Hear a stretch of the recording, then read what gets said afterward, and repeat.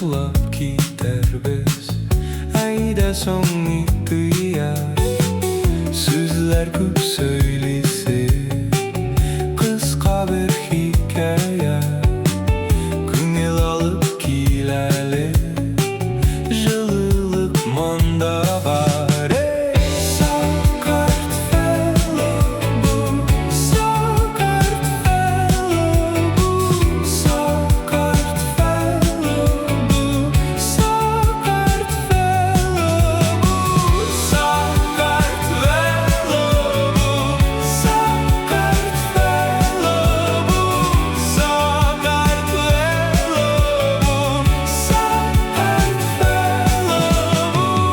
Uzg'anni maqtab hamon bu kunni bahslab, ertaga umid bilan mangulikka shulay tarixlarda qolur mung ham shodlik bilan. Yo'lda yurak yaralar bir kunni yo'qolar.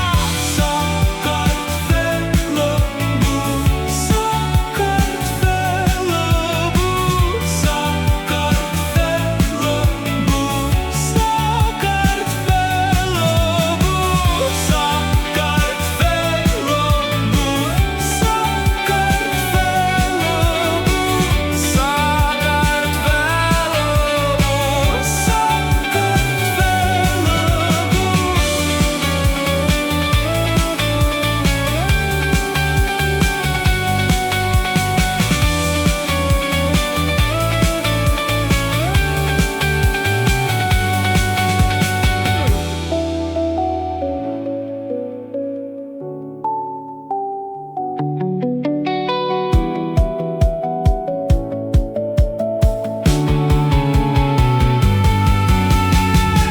tarixlarda qalır mung ham shodlik bilan.